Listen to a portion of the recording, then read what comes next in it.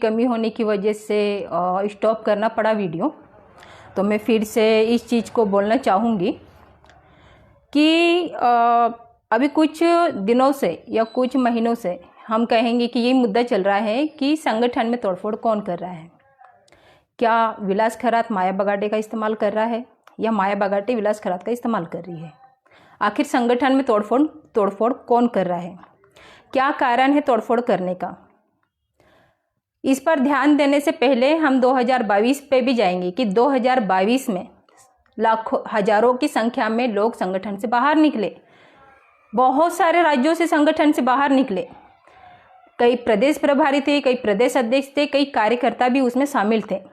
यहाँ तक कि हमारे केंद्रीय सचिवालय में काम करने वाले डीआर ओहोल ने भी सचिवालय छोड़ के उन्होंने इस्तीफा दिया और घर बैठ गए। इन सभी बातों पे मैं नज़र डालूंगी, लेकिन और सब बातें मैं सबके सामने स्पष्ट भी करूंगी कि संगठन में आखिर तोड़फोड़ कौन कर रहा है।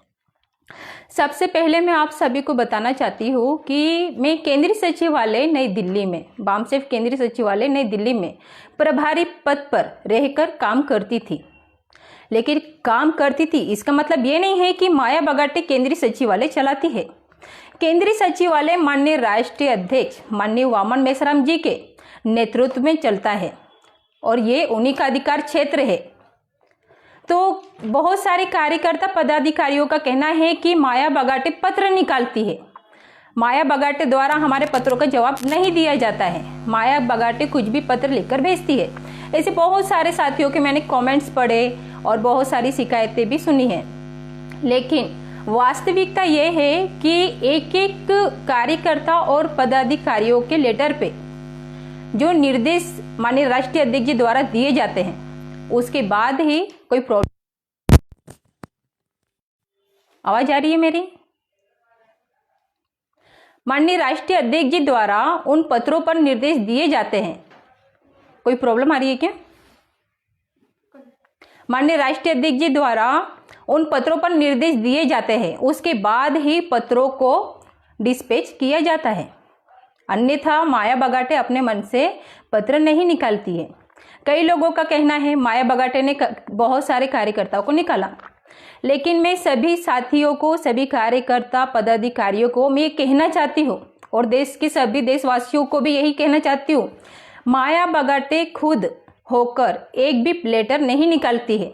अगर किसी को अपने लेटर से लेकर कोई जानकारी चाहिए या कुछ, मैंने 2019 से लेकर अभी तक जो काम किया है, माननीय राष्ट्रीय अध्यक्ष जी ने जिन पत्रों पर निर्देश दिया है उन सभी की रिकॉर्डिंग मेरे पास है।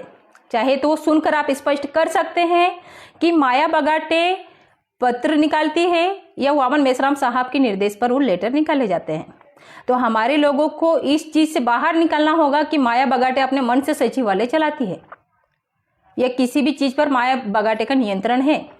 अगर माया बगाटे सचिवालय चलाती तो माया बगाटे रात के 12 बजे निकाल दिया गया ऐसा पत्र स्वयं का स्वयं टाइप नहीं करती। उसकी रिकॉर्डिंग भी मेरे पास उपलब्ध है। माया बगाटे को कई बार इस सेंटर से उस सेंटर भेजा गया, जिसका विरोध भी समय समय पर किया गया और वो भी माननीय राष्ट्रीय अध्यक्ष जी के माध्यम से भेजा गया, उसके पत्र भी निकाले गए। इसका मतलब ये नहीं है कि माया बगाटे ने निकाला। वो सब निकालने का अधिकार माननीय राष्ट्रीय अध्यक्ष जी का है, माननीय राष्ट्रीय अध्यक्ष जी का अधिकार क्षेत्र है। तो हमारे लोगों को इस चीज से अपने मन से ये भावना निकाल देना चाहिए कि माया बगाटे की वजह से हम पर कार्रवाई की गई, हमें संगठन से निकाला गया, हमें अनुमति नहीं दी गई, हमसे स्पष्टीकरण पूछा गया, हमें गद्दार घोषित किया गया, हम पे पैसों का आरोप लगाया गया, हम पे घपलेबाजी का आरोप लगाया गया, हम पे हमारी जांच की गई है। इन सब चीज़ों पे माया बगाटे को ब्लेम ना करते हुए चलाने वाला नेतृत्वकर्ता वामन मेश्राम है। तो आप सभी ने उन्हीं से पूछना चाहिए। माया बगाटे केवल एक कलम में लिखने का काम करती है, लेकिन निर्देश देने वाले, बोलने वाले वामन मेश्राम जी है। तो आपने उनसे सवाल पूछना चाहिए कि ये सब क्यों और किस लिए हो रहा है, ना कि माया बगाटे से। और ये सब सचिवालय के बारे में जानकारी मुझे आज इसलिए देना पड़ी और पड़ रही है क्योंकि कई लोगों के कमेंट्स आ रहे हैं कि सब कुछ जो कुछ होता है वो माया बगाटे ही करती है, माया बगाटे ही संगठन से लोगों को निकालती है। ये सब मुद्दे हैं। अब इन मुद्दों के बाद में मैं साथियों एक 2022 के मुद्दे पर मैं ध्यान केंद्रित करना चाहूँगी, जो संगठन में सबसे बड़ी तोड़फोड़ है। इतनी बड़ी तोड़फोड़ है कि उसको समेटते समेटते आज भी हमारा संगठन उभरा नहीं है। और उसका मास्टरमाइंड कौन है, कैसे है और कहाँ से आया, ये सब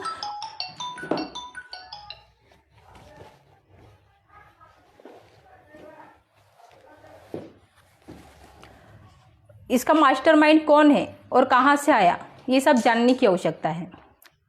तो साथियों मैं 2022 के मुद्दे पे आती हूँ। एक पोस्ट व्हाट्सएप पर वायरल हुई थी और वो पोस्ट लिखने वाला आनंद बगाटे है। आनंद बगाटे द्वारा वो पोस्ट लिखी जाती है, मुझे इंसाफ दो। ये पोस्ट वायरल होती है 9 अक्टूबर 2021 को और उसी दिन यूपी में कार्यक्रम होता है। आनंद बगाटे की मृत्यु हुई है 2015 में। अभी यहाँ पर प्रश्न उपस्थित होता है कि आनंद बगाटे क्या अभी जीवित है? जो आनंद बगाटे ने 9 अक्टूबर 2021 को पोस्ट व्हाट्सएप पे तैयार किया और निशा मेश्राम के व्हाट्सएप से भेज रहा है, ये देखिएगा आप, इसके ऊपर ध्यान केंद्रित कीजिए। आईडी है निशा मेश्राम की, व्हाट्सएप आईडी है, ग्रुप में डाला गया है और इस आईडी के माध्यम से सभी देश के कार्यकर्ता पदाधिकारियों को वो लेटर भेजा गया है और वो मैसेज भी भेजा गया है, जिसमें लिखते हैं आनंद बगाटे कि मुझे मारा गया है, मुझे इंसाफ दो। अभी यहाँ पर प्रश्न उपस्थित होता है, मुझे मारा गया है, मुझे इंसाफ दो। और इसमें प्लस यहाँ पर मुद्दे DR ओहोल, उनकी बेटी की डिमांड वामन मेश्राम कर रहे हैं, ऐसा भी उसमें लिखा गया है। फिर मनोज कुमार पासी द्वारा माया बगाटे का शोषण किया जाता है, शरद मौर्य द्वारा शोषण किया जाता है, विपिन कुमार वर्मा द्वारा शोषण किया जाता है, ये सब बातें उसमें लिखी हुई है। दूसरी बात उसमें लिखा हुआ है कि VL मातंग द्वारा सुजाता काले का शोषण किया जाता है। शारीरिक संबंध है, माया मेश्राम और माया बगाटे और वामन मेश्राम ने मिलकर आनंद बगाटे की हत्या की है। लिखने वाला कौन है? आईडी किसकी है? निशा मेश्राम की। पत्र लिखने वाला कौन है? आनंद बगाटे। अभी प्रश्न यहाँ पर उपस्थित होता है कि क्या आनंद बगाटे जीवित है? अगर आनंद बगाटे जीवित है तो कहाँ है, दिख क्यों नहीं रहा है? उनको 2021 की परिस्थितियों के बारे में कैसे पता है? केंद्रीय सचिवालय में माननीय जीवन भालेराव जी केंद्रीय सचिवालय संभाल रहे थे। जब केंद्रीय सचिवालय जीवन भालेराव जी संभाल रहे थे, 2018 से माननीय DR ओहोल केंद्रीय सचिवालय संभाल रहे हैं। जब DR ओहोल संभाल रहे हैं तो आनंद बगाटे को जाके 15 साल हो रहे, उनके पास ये जानकारी कहाँ से आई और ये पत्र किसने लिखा, ये जानने की आवश्यकता है। 2021 में जब ये पत्र वायरल हुआ, उस दौरान निशा मेश्राम ने ये सभी महिला कार्यकर्ता पदाधिकारियों का चरित्र हनन किया है और ये चरित्र हनन किया और इसका दोषारोपण किया गया मनोज कुमार पासी पे कि मनोज कुमार पासी ने मेरा मोबाइल चोरी किया। मेरा भी नहीं, वामन मेश्राम साहब का मोबाइल चोरी किया और चोरी करके पोस्ट तैयार की और तैयार करके वो 5 मिनट में डाल भी दिया। अभी यहाँ पे प्रश्न उपस्थित होता है कि ये 9-10 पेज का ये लेटर है, ये पोस्ट है। जब ये 9-10 पेज की पोस्ट है तो 5 मिनट में व्यक्ति कैसे टाइप कर सकता है?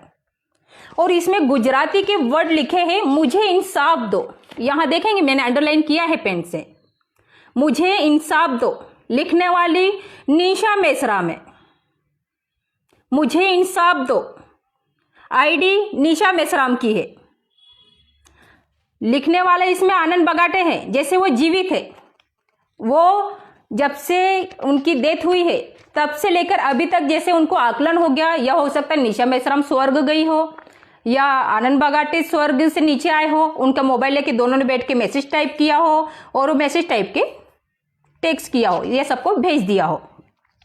ये मैसेज भेजने के बाद हमारे हजारों की तादाद में कार्यकर्ता टूटे, कई महिलाएं घर बैठ गई। इसकी जानकारी मुझे भी नहीं थी।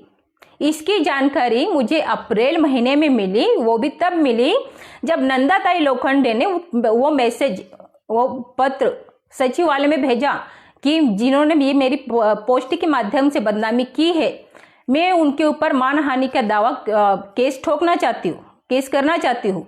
इसके ऊपर किसी भी प्रकार की कोई कार्रवाई नहीं की। उनका पत्र वैसे की वैसे ही दबा दिया गया। चाहे तो आप नंदाताई लोखंडे को कॉल करके पूछ सकते हैं या फिर हमारे सचिवालय से किसी से आप मंगवा सकते हैं और देख सकते हैं। उसके ऊपर किसी भी प्रकार की कार्रवाई नहीं की गई। दूसरा, अभी मैंने दिखाया ये निशा मेश्राम का सोशल मीडिया पर ये लेटर वायरल हो रहा था, जिसमें यहां मैंने अंडरलाइन किया है मुझे, सुसाइड नोट जिसमें लिखा है मुझे। पहला आनंद बगाटे जो लेटर लिख रहा है उसमें लिखा है मुझे। अभी ये समझ में नहीं आता कि क्या आनंद बगाटे जीवित है, क्या निशा मेश्राम स्वर्ग में गई थी। हालांकि हम लोग स्वर्ग नर्क मानते नहीं हैं, लेकिन जो निशा मेश्राम ने पोस्ट डाली है उसे यही प्रतीत होता है कि आनंद बगाटे जीवित है और निशा मेश्राम उनसे जाके मिली थी या स्वर्ग में मिली थी। दोनों ने आपस में गप्पे लड़ा के बढ़िया सी पोस्ट तैयार की है। उनको वर्तमान परिस्थिति भी पता चल गई, उनको भूतपूर्व परिस्थिति भी पता चल गई और उसके माध्यम से उन्होंने पत्र लिख दिया, जिसके माध्यम से हमारे बहुत सारे कार्यकर्ता टूटे।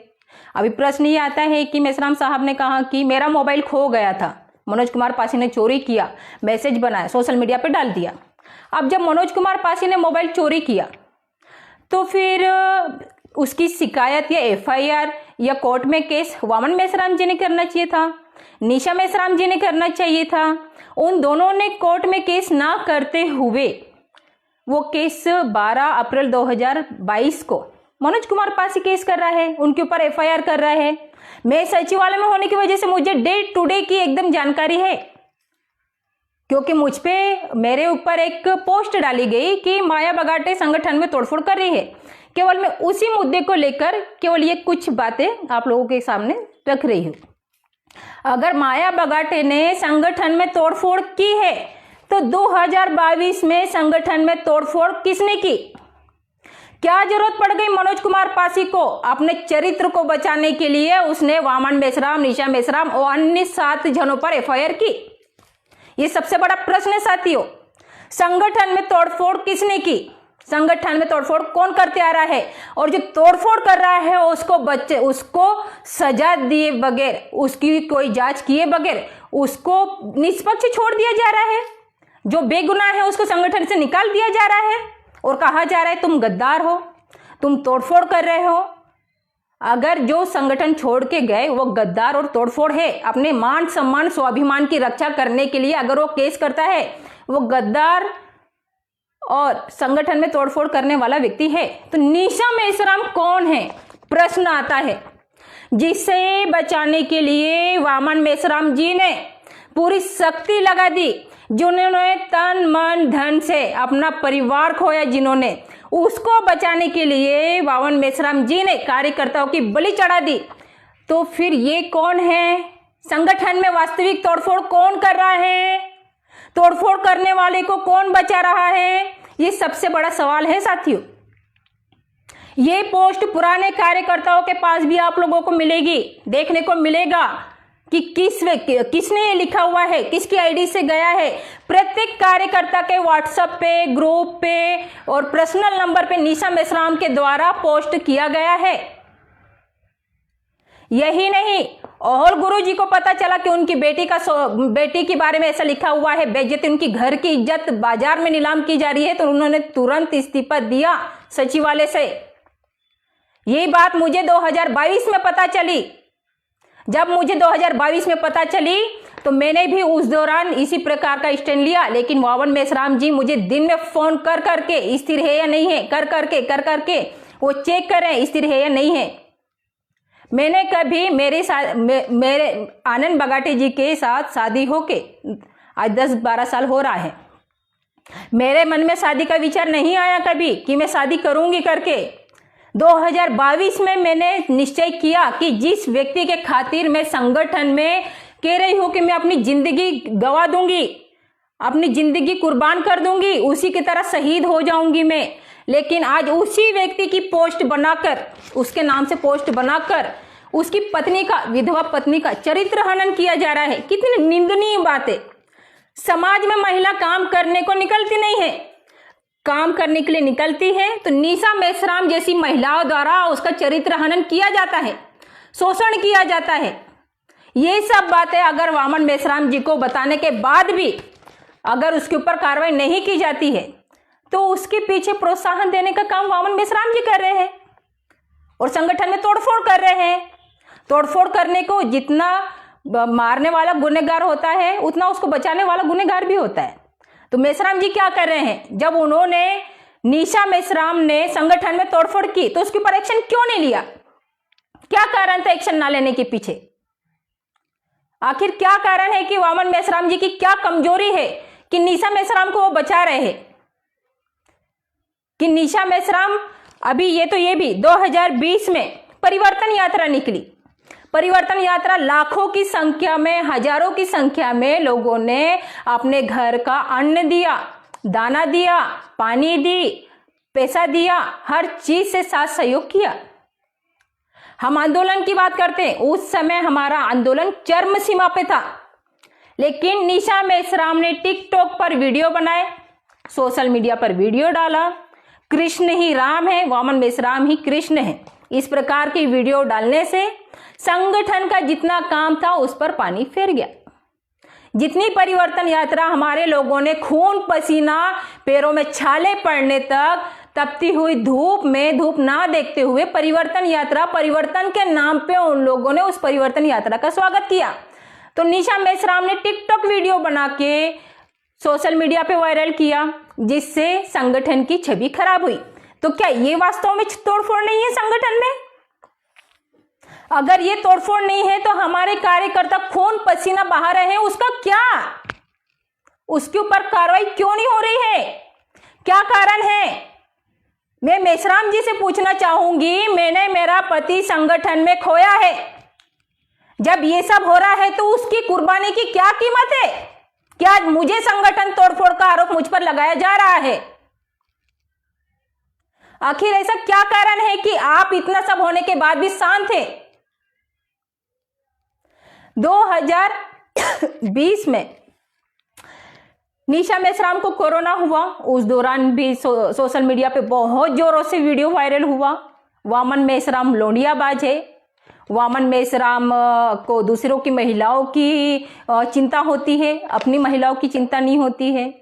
इस प्रकार से जब नेतृत्व के ऊपर उंगली उठाई जा रही थी, उस समय गोरखनाथ वेताल, मगन ससाने सर, बहुत सारे और हमारे कार्यकर्ता है, डॉक्टर विलास खरात, ये सभी लोग शामिल हुए।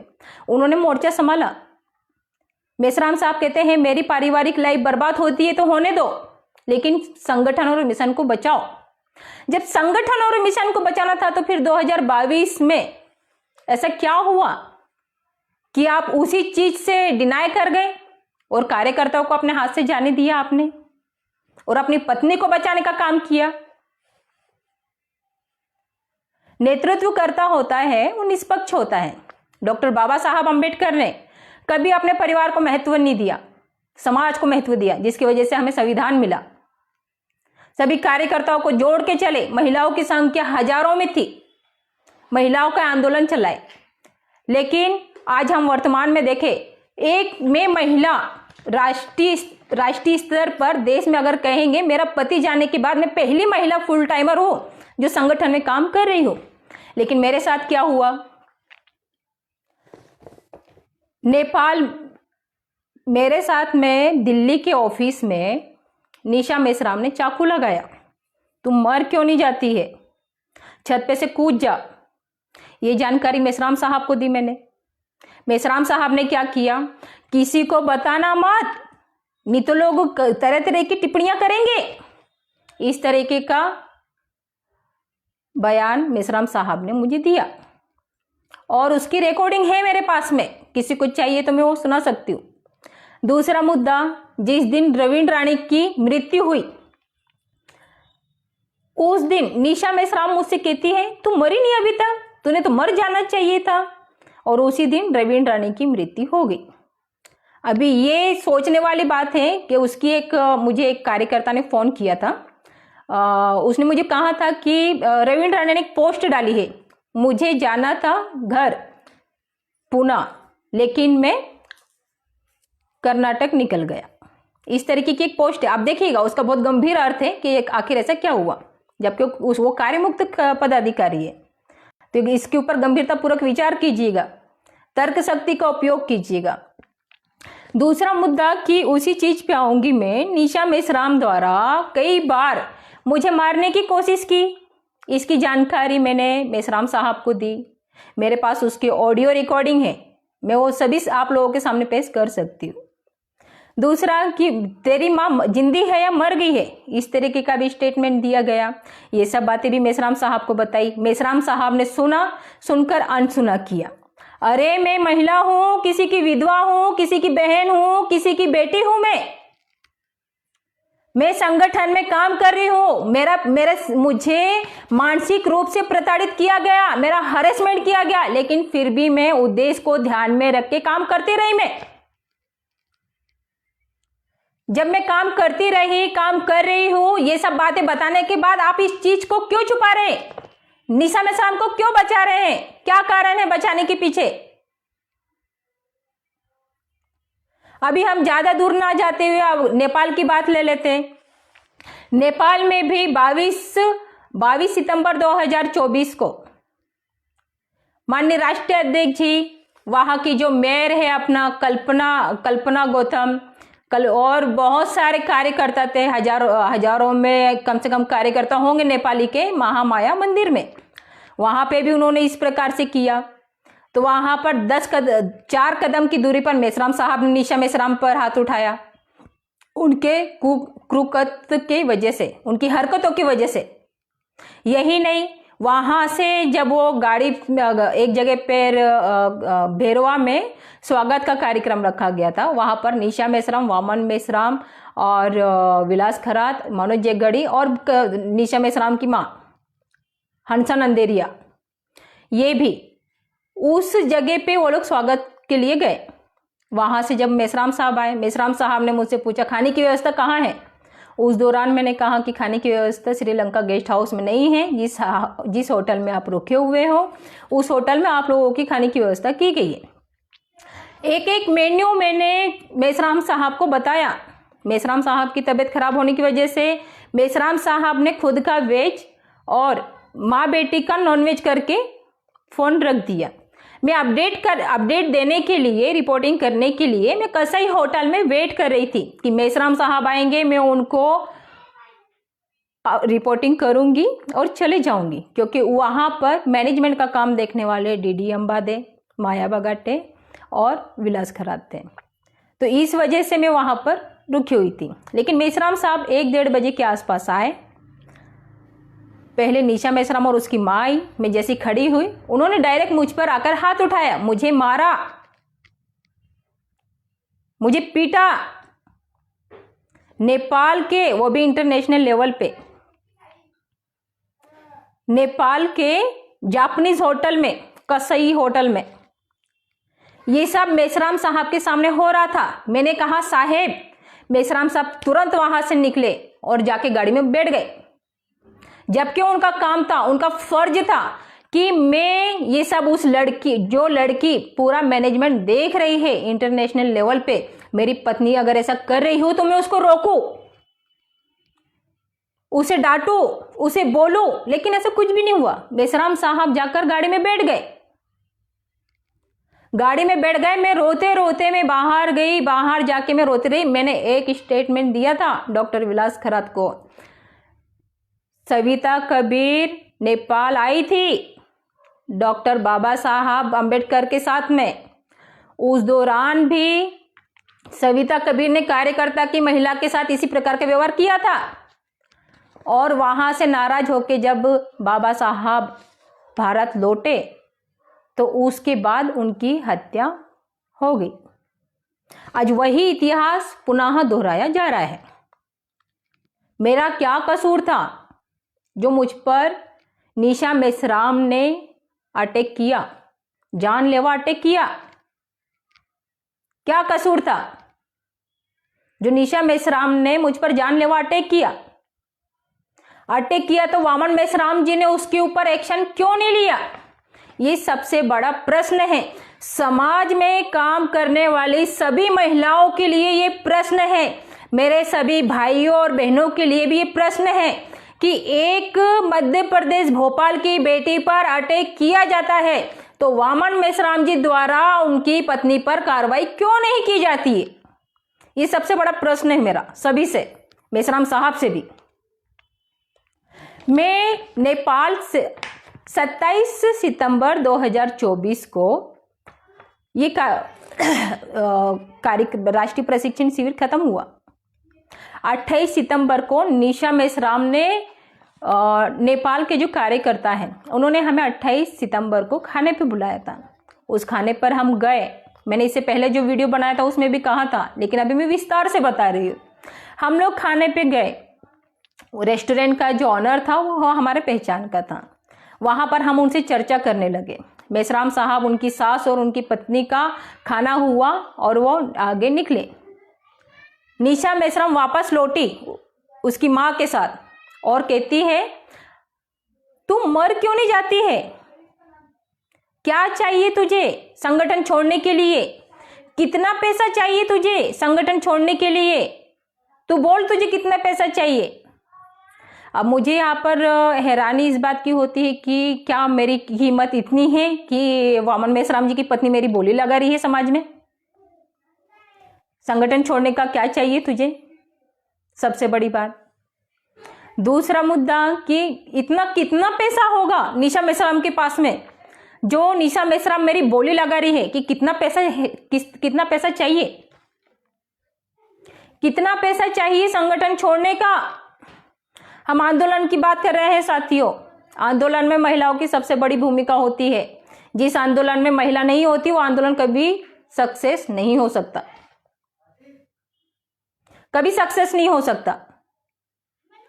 इसी आंदोलन के लिए डॉक्टर बाबा साहब अम्बेडकर, ज्योतिबा फूले, शिवाजी महाराज, साहू जी महाराज और भी हमारे तमाम महापुरुष जो होके गए हैं, उन्होंने महिलाओं को प्राथमिकता पर रखा।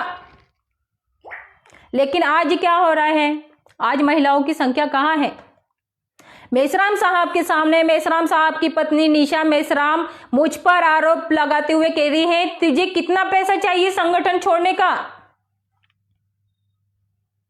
मेश्राम साहब के सामने ऐसा बोल रही है तो मेश्राम साहब ने उसके ऊपर कार्रवाई करना चाहिए कि उसको छोड़ देना चाहिए? मैंने मेश्राम साहब को एक लेटर लिखा था। मैंने ये है 24 सितंबर का लेटर है और उस लेटर में मैंने मेश्राम साहब से कार्रवाई की मांग की है। कार्रवाई करने के संदर्भ में मैं पढ़ के सुनाती हूँ आपको। महोदय, मैं आपको अवगत कराना चाहती हूँ कि दिनांक 23 सितंबर 2024 से दिनांक 27 सितंबर 2024 तक होने वाले 5 दिवसीय अंतर्राष्ट्रीय प्रशिक्षण शिविर की तैयारियां आपके और केंद्रीय सचिवालय नई दिल्ली के निगरानी और नियंत्रण में की जा रही थी। लेकिन दिनांक 22 सितंबर 2024 को आपके आदेशानुसार आपके दोपहर के खाने की व्यवस्था किसी होटल में की गई थी और उसकी व्यवस्था देखने के लिए मैं स्वयं (माया बगाटे) वहां पर उपस्थित थी। लेकिन दोपहर लगभग 1 बजे के आसपास आपका होटल कसई में जैसे ही आगमन हुआ तो माननीय निशा मेश्राम पूना महाराष्ट्र द्वारा डायरेक्ट आकर कहा गया कि तू चाहती क्या है? ऐसा कहकर डायरेक्ट मारने लगी। यह बहुत गंभीर बात है, इसलिए माननीय राष्ट्रीय अध्यक्ष जी से अनुरोध है कि उपरोक्त बातों को ध्यान में रखकर इस मामले पर आवश्यक और उचित कार्रवाई की जाए, ऐसी मैं आपसे आशा और विश्वास करती हूँ। ये मैंने 24 सितंबर 2022 को लिखा। मुझे जब ये पत्र लिखा गया, जब मैंने ये पत्र लिखा, मुझे आश्वासन दिया गया मैं इंडिया जैसे पहुंचूंगा मैं इसके ऊपर कार्रवाई करूंगा। लेकिन अभी कार्रवाई किस प्रकार हुई मैं वो आपको बताना चाहती हूँ। 28 सितंबर को हम लोग वहाँ से निकले।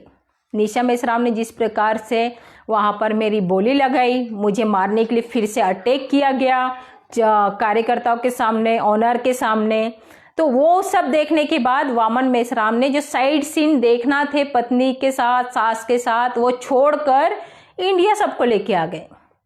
इंडिया आने के बाद में हम लोग 28 तारीख को रात में हम लखनऊ पहुंचे। 29 तारीख को लखनऊ से हम दिल्ली पहुंचे। दिल्ली पहुंचने के बाद मैंने मेरी बहन के लिए कोई सामान नहीं खरीदा था। हम कहीं जाते हैं, किसी राज्य में भी जाते हैं, तो अपने परिवार के लिए छोटी वस्तु क्यों ना हो, हम देखते हैं कि हमारे पास पैसा नहीं है, हम कमाते नहीं है, लेकिन अपने परिवार के लिए कुछ तो हम लेके जाएं, ये हमारी अपेक्षा होती है, ताकि वो हमें समाज में काम करने के लिए फ्री छोड़ सके। हम इसलिए कुछ ना कुछ ले जाने की ऐसी अपेक्षा करते हैं। मैंने वहाँ नहीं लिया, तो मैं दिल्ली के जो हमारे ऑफिस से 5 मिनट की दूरी पे डीमार्ट है, उस ऑफिस में गई। मैं उस ऑफिस में जाने के बाद मैंने मेरी सिस्टर के लिए सामान खरीदा। वहाँ से आने के जैसे ही मैं वहाँ से निकली, मुझे फ़ोन पे फ़ोन चालू हो गया, तू कहाँ है, तू कहाँ गई, तू पहुँची नहीं अभी तक। इस प्रकार के मुझे फ़ोन मेश्राम साहब के आने लगे। मैंने मेश्राम साहब को कहा कि मैं ऑफिस पहुंचने वाली हूँ, पहुंच गई हूँ मैं। मुझे कहते हैं तूने अनुशासनहीनता की है। अब मुझे ये समझ में नहीं आ रहा है कि जब व्यक्ति टॉयलेट में भी जाता है तो क्या अनुमति लेके जाता है कि मैं टॉयलेट करूँ या नहीं करूँ। मैं तो डीमार्ट में गई थी 5 मिनट की दूरी पे। आप लोग कभी ऑफिस में जाइएगा और डीमार्ट जाइएगा, देखिएगा कितनी दूरी पे है। डीमार्ट गई थी मैं, डीमार्ट। वहां पर कहा जाता है कि तुम कहाँ हो। मुझे इसी मुद्दे को लेकर रात के 12 साढ़े 12 बजे ऑफिस से निकाला गया। चांद मोहम्मद वहां पर उपस्थित थे, परविंदर प्रताप वहां पर उपस्थित थे, आलोक वहां पर उपस्थित था, डॉक्टर विलास खरात वहां से निकल चुके थे। मुझे रात के 12:30 बजे वहां से निकाला गया। जब मुझसे चांद मोहम्मद ने पूछा कि आप क्यों रो रही हो, तो तब मैंने कहा मेरी मम्मी की तबीयत खराब है। जबकि वास्तविकता यह है कि मुझे दुख हो रहा था उस समय। मैंने मेरा पति खोया संगठन में। मैंने कभी अपने परिवार को प्राथमिकता नहीं दी, कभी घर नहीं गई। अगर आप रिकॉर्ड उठा के देखेंगे कि माया की कितनी छुट्टी है, तो आपको ना के समान मेरी छुट्टियां मिलेगी। कभी मैं घर गई नहीं हूं। समाज को, संगठन को, विचारधारा को सबसे ज्यादा प्राथमिकता दी, क्योंकि शुरू से ही मेरी ये सोच थी कि जैसे आनंद बगाटे शहीद हुए वैसे मैं शहीद होंगी। ऐसे मैंने पत्र भी लिख के दिए हैं मेश्राम जी को। लेकिन मुझे रोना इस बात का आया कि मैं जो सोच लेके संगठन में आनंद बगाटे जाने के बाद लेके आई थी, मैं 1 महीना 10 दिन बाद, आज वही मेश्राम साहब मुझे रात के 12 बजे निकाल रहे हैं, 12:30 बजे निकाल रहे हैं ऑफिस से। मैं कह रही हूं साहब बस नहीं है, ट्रेन नहीं है, मैं कैसे जाऊं। कहते हैं मुझे मत बता, तुझे अभी निकलना है, ऑफिस छोड़ यहां से और भाग यहां से। इस तरीके का मुझे कहा गया। रात के समय ही, रात के 12 साढ़े 12 1 बजे बस स्टैंड पे घूम रहे हम। बस एक भी नहीं थी, ट्रेवल से एक भी नहीं था, एक भी नहीं था। ट्रेन देखा, ट्रेन एक भी नहीं थी। सुबह 4:30 बजे के आसपास एक ट्रेन भोपाल के लिए थी, तो उस ट्रेन में बैठ के मैं गई। पूरी रात मैंने रेलवे स्टेशन पे निकाली। आखिर क्यों? संगठन में मैंने अपना तन मन धन, अपना परिवार बर्बाद कर लिया। मेश्राम साहब ने मुझे नेपाल में कहा कि निशा के ऊपर मैं कार्रवाई करूंगा। निशा के ऊपर कार्रवाई ना करके मैं जैसे इंडिया में आई, उल्टी मेरे ऊपर कार्रवाई की। ये कौन सा सिद्धांत है भाई? आखिर बीवी को क्यों बचाया जा रहा है? कितनों की बलि चढ़ाओगे आप? कितनों की बलि चढ़ाओगे? ये सब बातें वायरल हो रही है। मैं दिल्ली से भोपाल आई, आने के बाद में मुझे बार बार फोन किए जा रहे हैं कहाँ है? मैंने एक एक वर्ड टू वर्ड, मेरे पास उसकी रिकॉर्डिंग है। अगर किसी को चाहिए या मुझे परेशान करने की कोशिश की गई तो मैं वो पूरा सोशल मीडिया पर डाल दूंगी, क्योंकि इज्जत आप लोगों ने तो वैसे भी महिला की सोशल मीडिया पे समाज में बदनाम कर ही दी है। तो मुझे डर नहीं लगेगा सोशल मीडिया पे डालने में, और खुल के बोलने में भी मुझे डर नहीं लगेगा। पहली बात तो ये बात नेपाल की घटना माने डीआर ओहोल और बहुत सारे पदाधिकारियों को पता चली। मैंने मेश्राम साहब को बताया, लोगों का ऐसा कहना है मेश्राम साहब निशा को बचाने का काम कर रहे हैं, तेरी बलि चढ़ जाएगी चलेगा, लेकिन निशा की बलि नहीं चढ़ना चाहिए, ये मुद्दा है। तो अब मुझे ये बताइए साथियों कि वास्तविक संगठन में तोड़फोड़ कौन कर रहा है 2022 से लेके अभी तक, 2020 से लेके अभी तक? संगठन को, उसकी साधन संसाधन को कार्यकर्ताओं के खून पसीने की कमाई से सींचा गया है। कई लोगों का बलिदान हुआ है इसमें। तो इसमें संगठन में तोड़फोड़ कौन कर रहा है? ये सोचने वाली बात है। भक्त होंगे वो भी सोचिए, जो अंध भक्त होंगे वो भी सोचिए, लेकिन सोचने वाली बात है कि वास्तविक संगठन में तोड़फोड़ कौन कर रहा है। अभी हम ओहोल सर ने मुझे कहा कि जब तुझे वहां पर नेपाल में तेरे साथ ऐसी घटना हुई है तू संगठन से त्याग पत्र दे दे, मैं तुझे बताता हूँ ड्राफ्ट। मैंने जब मेश्राम साहब को बताया, गुरुजी का ऐसे कहना है आप किसी प्रकार की कार्रवाई नहीं करोगे, आप अपनी बीवी को बचाने का काम करो, इस तरीके का ओहोल गुरुजी ने कहा है। तो मेश्राम साहब कहते हैं ओहोल गुरुजी तोड़फोड़ कर रहे हैं, संगठन में तोड़फोड़ करने का काम कर रहे हैं। इस तरीके का जिस व्यक्ति ने अपनी कमाई, सर्विस सब छोड़ दिया, उसके ऊपर इस तरीके का आरोप लगाया गया। यही नहीं, ये आरोप लगाया भी गया, दूसरा किसी भी प्रकार की कार्रवाई भी नहीं की गई। इसके पीछे का कारण क्या है ये सोचना पड़ेगा। निशा मेश्राम द्वारा कहा जाता है कि एक सचिवालय में लेटर भेजा, मेरे अकाउंट में इतना पैसा है कि दुश्मनों के नजरों में आ जाएगा। अभी प्रश्न उपस्थित होता है कि जो व्यक्ति समाज का काम कर रहा है तो उसके अकाउंट में ऐसा लाखों करोड़ों रुपए का पैसा कहां से आ गया? इसकी छानबीन होना चाहिए, बहुत गंभीर मुद्दा है ये। इसके पत्र सचिवालय में उपलब्ध है, आवश्यकता पड़ने पर मैं भी दे सकती हूँ। मुझे धमकी दी जा रही है, वार्निंग लेटर दिए जा रहे हैं, तुम विलास खरात को किसी भी प्रकार के लेटर, दस्तावेज नहीं दोगी, डॉक्यूमेंट नहीं दोगी, किसी मीटिंग में फिजिकली ऑनलाइन उपस्थित नहीं होगी, ये आपको वार्निंग दी जा रही है। अभी प्रश्न ये आया कि विलास खरात का अगर माया इस्तेमाल कर रही है तो माया को लेटर देते समय ये क्यों कहा जा रहा है कि तुम विलास को ये नहीं दोगी, वो नहीं दोगी, किसी ऑनलाइन मीटिंग में नहीं उपस्थित रहूंगी? क्या कारण है? वो पोस्ट डाली है वो गलत है, या जो मुझे लेटर भेजे जा रहे हैं वो गलत है? 22 नवंबर को जब विलास खरात भोपाल आते हैं तो विलास खरात जी को एक लेटर दिया जाता है और मुझे भी वो भेजा जाता है कॉपी 2 में। अगर माया को विलास खरात लेके गया तो ये माना जाएगा कि विलास खरात संगठन में तोड़फोड़ कर रहा है। वो लेटर विलास खरात जी ने अपने सोशल मीडिया पर डाला हुआ है, आप पढ़िएगा उसको, आपको पता चलेगा। जब माया को वो लेके जाएगा संगठन में तोड़फोड़ होगी तो फिर माया संगठन में तोड़फोड़ कैसे कर रही है? ये बहुत बड़ा प्रश्न है। माया संगठन में तोड़फोड़ कैसे कर रही है, ये सोचने वाली बात है। ये बात 12 और 13 अक्टूबर 2024 को कार्यकर्ताओं में सीसी मीटिंग में चालू थी। जब मैंने ये सब बातें बताई, ये सब बातें बताने के बाद वामन मेश्राम जी ने 17 अक्टूबर 2024 को ये घोषित किया कि माया मेरी बेटी है, मैंने उसको अडॉप्ट किया है। अभी प्रश्न आता है कि जिस व्यक्ति को अडॉप्ट करते हैं तो वो संगठन में तोड़फोड़ कैसे कर रही है? क्या आपको पता नहीं है? अगर हम कार्यकर्ता और पदाधिकारियों के सामने अगर वो लेटर सब वायरल कर दे तो उसे पता चल जाएगा कि वास्तविक संगठन में तोड़फोड़ कर रहे हैं कि नेतृत्व विभिन्न बातें कर रहे हैं जिसका कोई लॉजिक ही नहीं निकलता है।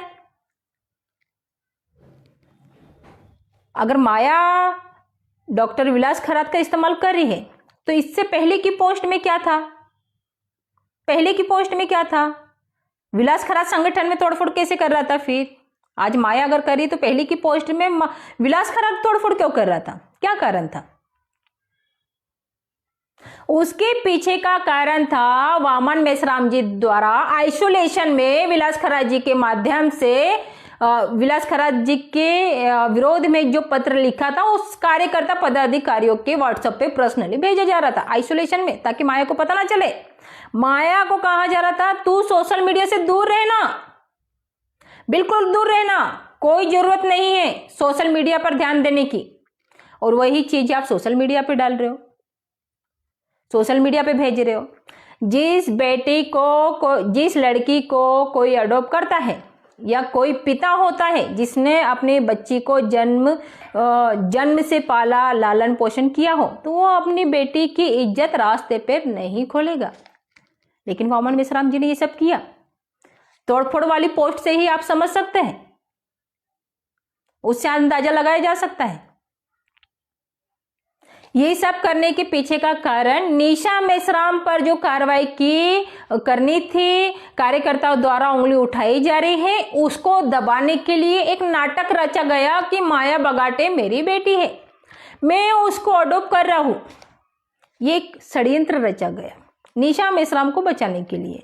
तो वास्तविकता में संगठन में तोड़फोड़ कौन कर रहा है? निशा मेश्राम, वामन मेश्राम कर रही है कि माया बगाटे कर रही है? कौन कर रहा है आखिर? क्या कारण है आखिर? क्यों 2020 से लेके 2024 तक निशा मेश्राम को छुपाया जा रहा है? उसको छुपाकर अन्य कार्यकर्ताओं को संगठन से निकाला जा रहा है। क्या कारण है आखिर? ऐसी कौन सी कमजोरी है हमारे नेतृत्व की जो अपनी पत्नी पर कार्रवाई नहीं कर पा रहे हैं? अपने पत्नी पे कार्रवाई करने की बजाय दूसरे कार्यकर्ताओं पर कार्रवाई करके उनको निकाला जा रहा है संगठन से। उसे गद्दार का सर्टिफिकेट दिया जा रहा है, उसे तोड़फोड़ करने वाला कहा जा रहा है। क्यों भाई? किस लिए? सामने वाला लड़की होके बोलती नहीं है इस वजह से?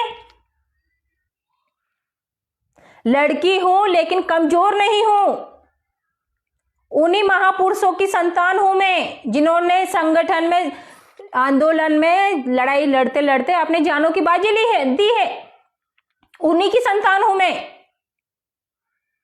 तो आप उसको बलि का बकरा बना के अपने पत्नी को छुपा के एक मुद्दा उठाते हैं, एक नौटंकी करते हैं, एक षड्यंत्र करते हैं। माया मेरी बेटी है, उसको मैं अडॉप्ट कर रहा हूं। अडॉप्ट करते समय कौन से सीईसी मेंबर थे वहां पे? कौन से राष्ट्रीय पदाधिकारी थे वहां पे? या पूना के ही कार्यकर्ता कौन से थे? वहां पर कोई कार्यकर्ता नहीं था, भवन के 4-5 लोग थे। उन 4-5 लोगों के सामने ये नौटंकी की गई। मेरी बहन ने भोपाल में पूछा मेश्राम साहब से, मेश्राम साहब आपने मेरी बहन की शादी तो विलास खरात से लगा दी, उसके फ्यूचर का क्या सोचा है आपने? उस दौरान मेश्राम साहब मेरी मम्मी के पास, मेरी बहन के पास कहते हैं विलास खरात बहुत अच्छा लड़का है, मैं उसको उसकी स्टूडेंट लाइफ से देख रहा हूं, माया के लिए वही योग्य है, वही परफेक्ट है। इस प्रकार के वाक्य मेरी बहन को कहा, मेरी मम्मी को कहा। फिर मेरी बहन ने दूसरा प्रश्न पूछा, मेश्राम साहब अगर माया मेरी दीदी को आपने अडॉप्ट किया है तो क्या आपने उसकी लीगल प्रोसेस की है?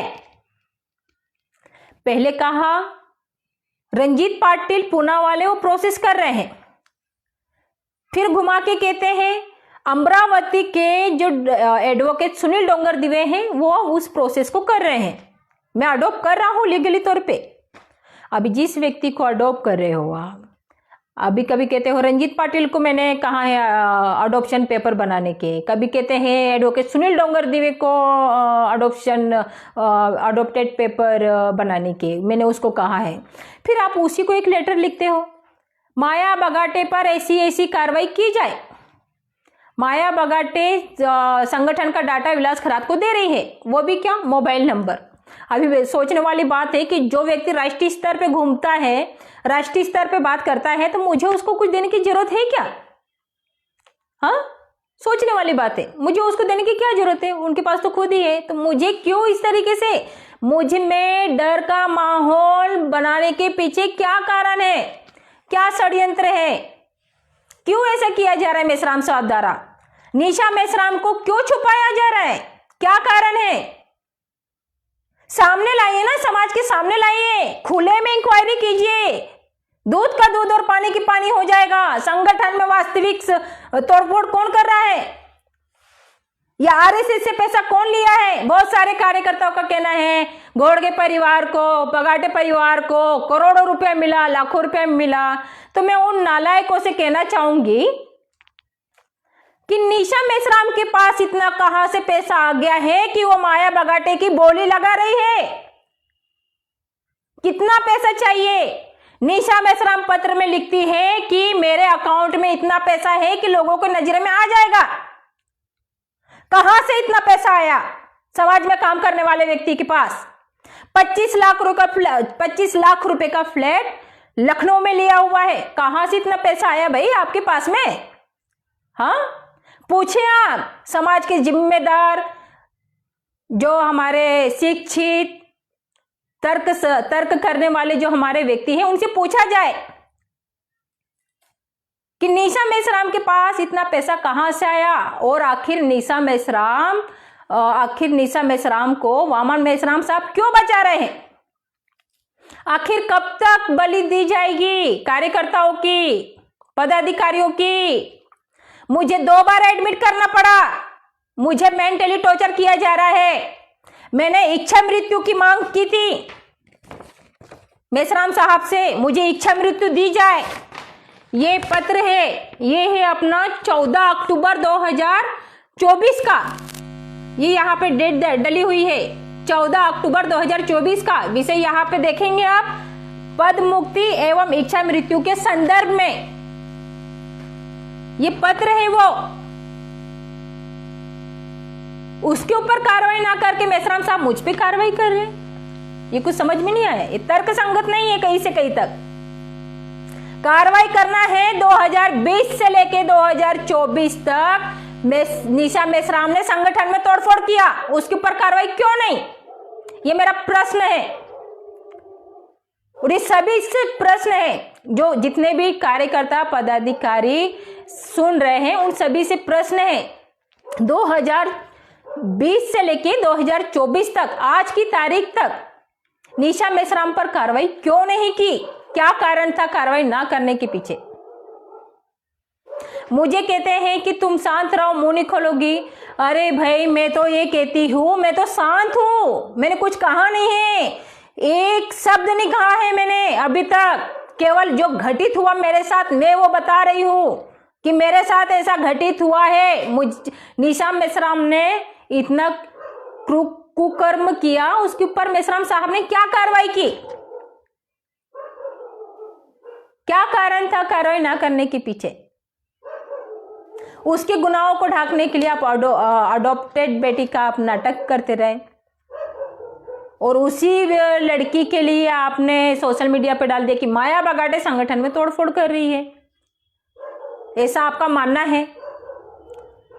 माया बगाटे तो बिना पूछे आपके नाम से कभी लिख के नहीं भेजती है, तो तोड़फोड़ कब से करने लगे मेश्राम साहब? ये सोचने वाली बात है कि तोड़फोड़ कब से करने लगे हैं।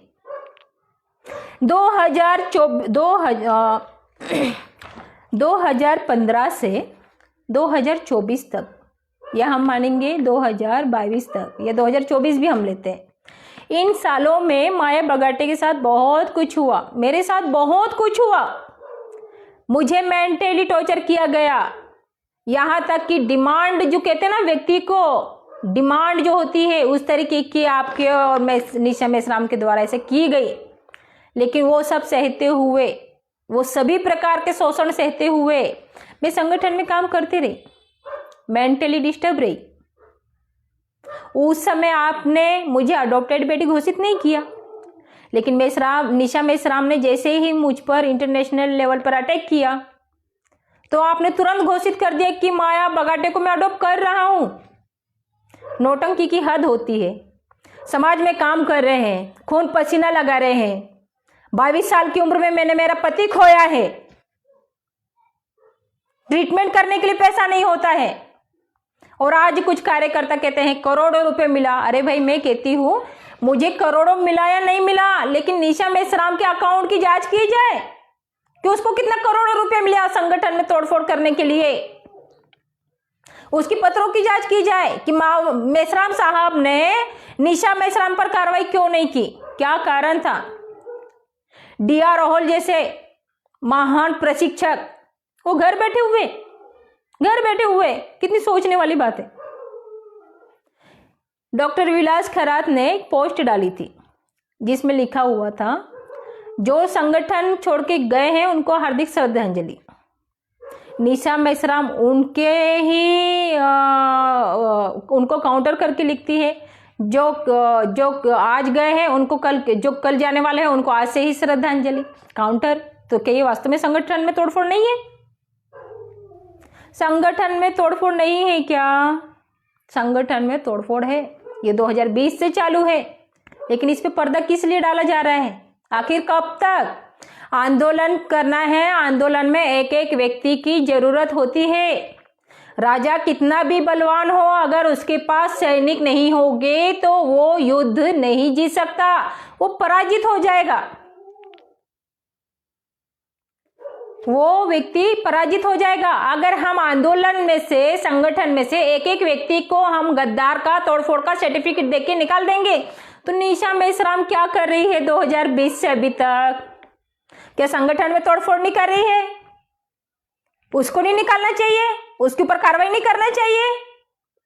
कोई पूछता है कि तो उसको पद मुक्त कर दिया। अरे पद मुक्त आज किया, कल उसको ज्वाइन करवा दिया राष्ट्रीय उपाध्यक्ष पद पे। सदस्यता रद्द हुई क्या?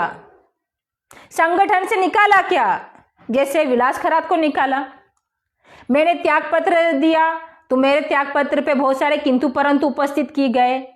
मैंने मना किया, मेरी तबीयत खराब है, मुझे फोन ना करे, मैसेज ना करे, कुछ भी ना करे, मुझे मानसिक रूप से स्वतंत्र रहने दे, मुझे प्रताड़ित ना करे। लेकिन उसके ऊपर किसी ने ध्यान नहीं दिया।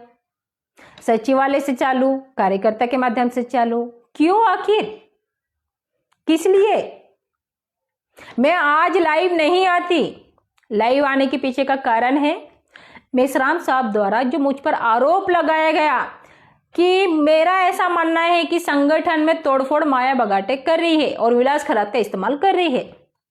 अब बच्चे से बच्चा होगा साहब, वो भी तर्क लगा सकता है कि वास्तविकता क्या है।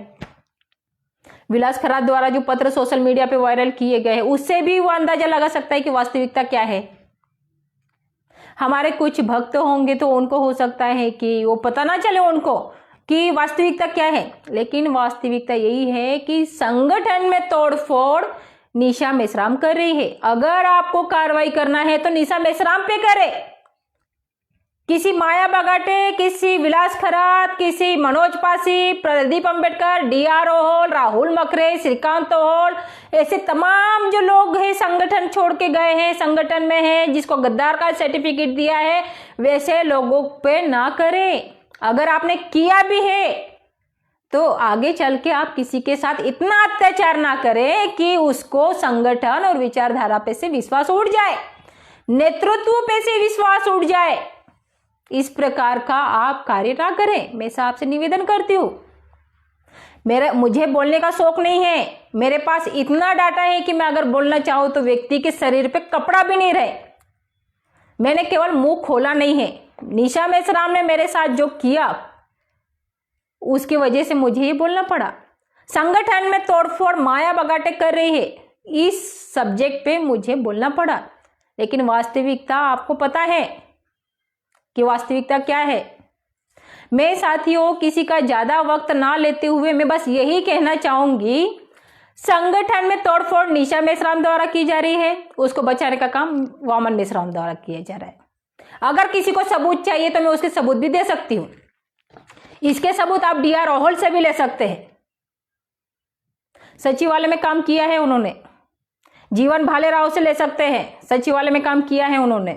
तो उन सभी लोगों से आप ले सकते हैं।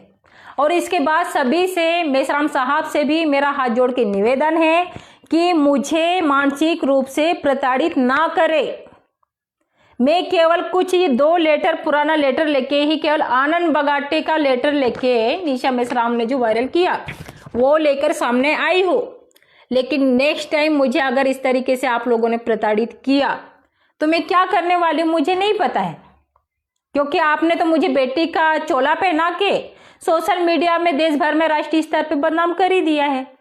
तो आगे की बदनामी के लिए मैं तैयार रह के पूरे डाटे के साथ आपके सामने उपस्थित रहूंगी मैं। इसलिए निवेदन है कि आप मुझे ना छेड़े, शांति से रहने दे। मुझे छेड़ोगे तो उसका परिणाम भी निकलेगा और उसका परिणाम सभी को भोगना होगा। अगर आपको रियल में ही, आप अगर सच्चे नेतृत्व करता है तो निशा मेसराम पे कार्रवाई करें, क्योंकि वही संगठन में तोड़फोड़ करते आई है और आप उसको बचाने का काम करते हुए आए हैं। मैं बस इतना ही कहना चाहूंगी, महिलाओं को जोड़ना है, महिलाओं की इज्जत करो। महिला की इज्जत करोगे तभी समाज की तरक्की होगी, तुम्हारे आंदोलन की तरक्की होगी। महिला की इज्जत नहीं करोगे तो तुम्हारा कुछ भी नहीं हो सकता, कुछ भी नहीं हो सकता। इसलिए इज्जत करना चाहिए महिलाओं की। महिला भोगने की ही चीज नहीं है कि भोग दो और बेटी बोल दो, भोगने की चीज नहीं है, ये ध्यान में रखिए। महिलाओं की वजह से अच्छे अच्छों के राजपाट चले गए हैं, इस चीज को ध्यान में रखिए। मुझे उकसाने का काम किसी ने भी नहीं करना चाहिए, ना ही मुझे परेशान करना चाहिए। जब पता है वो लड़की, मुझे शुगर नहीं था, मुझे इस प्रकार से मेंटली टॉर्चर किया गया कि मुझे अगस्त 2023 में शुगर पाया गया, शुगर हो गया मुझे, डायबिटीज 12.9 यानी 13%। इतना ज्यादा हम कल्पना भी नहीं करते, मेरी उम्र नहीं है, लेकिन ये सब हुआ। और ये सब, इतना सब होने के बाद भी अगर आप मुझे संगठन तोड़फोड़ का आरोप लगाते तो मैं तो आपसे यही कहूंगी, आप इसकी ऑनलाइन लाइव जांच करवाए, उसमें ओहोल सर को रखे और पदाधिकारियों को रखे और निशा मेसराम की जांच करवाए। देश के सामने आएगा कि वास्तविक संगठन में तोड़फोड़ कौन कर रहा है, वास्तविक संगठन में तोड़फोड़ कौन कर रहा है। या ओहोल गुरुजी से पूछे, वो बताएंगे आपको कि वास्तविक संगठन में तोड़फोड़ कौन कर रहा है। आपके यहाँ आके ओहोल गुरुजी ने, डीआर ओहोल गुरुजी ने गाली बकी थी, मेरी बेटी की इज्जत उछाली, मेरा घर तोड़फोड़ करने का काम किया, गाली बकी थी। आप और निशा मेसराम वहां से भाग के नीचे चले गए थे, ये सब भी हुआ था। तो ये सब काम ना हो, सब अपना खून पसीना लगा रहे हैं, आपने उनके पास ध्यान देना चाहिए। व्यक्ति अपने बच्चे का जब जन्मदिन होता है तो वो अपना पैसा समाज को देता है कि आंदोलन से हमें आज़ादी मिलेगी, बहुत सारी आशाएं होती है, तो उस पर हमने ध्यान देना चाहिए। एक जिसको बेटे कहते हैं उसको सोशल मीडिया पर आप उसका चरित्र हनन करते हो, तो वो पिता नहीं होता, वो बाप नहीं होता, और वो एक सच्चा नेतृत्वकर्ता भी नहीं होता। सच्चा नेतृत्वकर्ता इंसाफ करता है, लेकिन आपने केवल अपना परिवार बचाने का काम किया। जिस लड़की ने अपना पति खोया उसी के ऊपर कार्रवाई की आपने, और उसी को संगठन तोड़फोड़ करने वाले का आरोप लगाया, जबकि मैं आपको पत्रों के माध्यम से सिद्ध कर सकती हूं मैं कि वास्तविक संगठन में तोड़फोड़ कौन कर रहा है और आप किसको बचा रहे हो, क्यों बचा रहे हो, क्या कारण है। ये सोचने वाली बात है। नेतृत्वकर्ता की कमजोरी नहीं होती, हो सकता है आपकी कोई कमजोरी होगी, इस वजह से आप निशा मेसराम को बचा रहे हो, तो हमने इस पे विचार करना चाहिए। मुझे परेशान ना करें आप लोग, मेरी किसी प्रकार की पोस्ट सोशल मीडिया पे ना डालें। मैं बीमार हूँ, मेरी तबीयत खराब है, मुझे शांति से रहने दे। मैं आज लाइव नहीं आती, लेकिन आप लोगों ने सोशल मीडिया पर जो पोस्ट डाली उसके वजह से मुझे आना पड़ा, अन्यथा मैं सोशल मीडिया पर नहीं आती। आवश्यकता नहीं है, मुझे फेमस होने का शौक नहीं है, लेकिन आप लोग मुझे मजबूर कर रहे हो लाइव आने के लिए। अगर आप लोग मुझे मजबूर नहीं करते तो मैं सोशल मीडिया पर लाइव नहीं आती। आखिरी में साथियों मैं बस इतना ही कहना चाहती हूँ, आपने मेरी बातों को ध्यान से सुना और इसके ऊपर आप लोग खुद तर्क कर सकते हैं। मैंने जो आप लोगों के सामने कुछ ये लेटर रखे हुए हैं, ये लेटर है डॉक्टर विलास खरा जी ने सोशल मीडिया पे वायरल किया है, वो भी देख सकते हैं। दूसरा ये जो पोस्ट है, लोगों का कहना है कि बहुत सारे लोगों का कहना है कि निशा संगठन 2022 में जो तोड़फोड़ हुई है वो तोड़फोड़ प्रदीप अंबेडकर इनके माध्यम से की गई है, लेकिन वास्तविकता ये पत्र है जो निशा मेश्राम के व्हाट्सएप से वायरल हुआ है। ये चैटिंग है, प्रत्येक कार्यकर्ताओं को भेजा गया है, जिससे राष्ट्रीय स्तर के पदाधिकारी, महिला पदाधिकारी संगठन छोड़ के घर बैठ चुके हैं। ये सब चीजें संगठन तोड़फोड़ कौन कर रहा है, इसको एक्सपोज करने के लिए मुझे आना पड़ा। मैं संगठन में काम करती हूँ, सचिवालय में मैंने काम किया है, मुझे DR रोहल ने ट्रेनिंग दी, मेश्राम साहब ने बताया, हर चीज में मुझे ये किया। उन चीजों की बदौलत ये सब मैं आप लोगों के सामने रख रही हूँ कि वास्तविक संगठन में तोड़फोड़ कौन कर रहा है। तो आप इसे तर्क कीजिए, सतर्क रहिए, अलर्ट रहिए, कौन कितने पानी में है उसका आकलन कीजिए, उसके बाद निर्णय लीजिए कि सच्चा नेतृत्वकर्ता कौन है और हमने क्या करना चाहिए। मैं ये नहीं कह रही हूँ कि आप लोगों ने संगठन में काम नहीं करना चाहिए, मैं किसी के विरोध में भी नहीं बोल रही हूँ, मैं राष्ट्रीय अध्यक्ष जी के विरोध में भी नहीं बोल रही हूँ। मुद्दा बस यही है, वास्तविक षड्यंत्र कौन कर रहा है, संगठन में तोड़फोड़ कौन कर रहा है, मुद्दा बस इतना ही है। संगठन में तो ब्राह्मण होता है, किसी को बर्बाद करना हो पहले उसको लालच देगा, पैसे का, प्रॉपर्टी का, फिर उसके बाद में कोई ऑप्शन नहीं बचता है तो उसको फिर चरित्र हनन करता है। तो ये सब चीज़ें नहीं होना चाहिए। हम ब्राह्मणों के कहने पे हम काम, ब्राह्मणों के विरोध में अगर हम काम कर रहे तो हमने ब्राह्मणों की नीति अपनानी नहीं चाहिए। मैं बस इतना ही कहना चाहती हूँ, मुझे शांति से रहने दें, मेरे किसी प्रकार की सोशल मीडिया पे बदनामी आप लोग ना करें।